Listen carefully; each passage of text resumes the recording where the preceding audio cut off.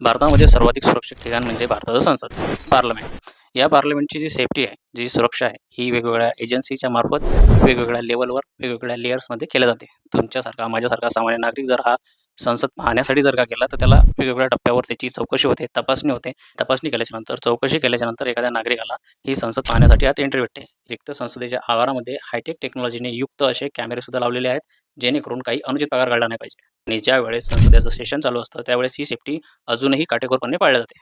आणि संसदेमध्ये जेही काही कामकाज केलं जातं, त्या कामकाजाचं लाईव्ह प्रक्षेपण संपूर्ण देशामध्ये होत असतं.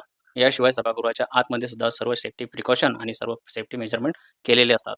मग एवढी हायटेक सिक्युरिटी आहे, एवढ्या सुरक्षा यंत्रणा त्या ठिकाणी अपॉइंटेड आहेत.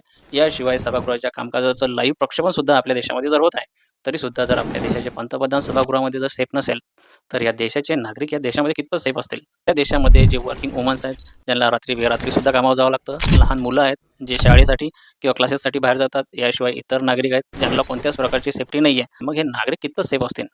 आणि समजा हेच ओम बिर्ला जर का ज्यावेळेस भारताच्या संसदेवर अतिरेकी हल्ला झाला होता, त्यावेळेस जर का हे संसदेचे सभापती असते, तेव्हा यांनी काय केलं असतं?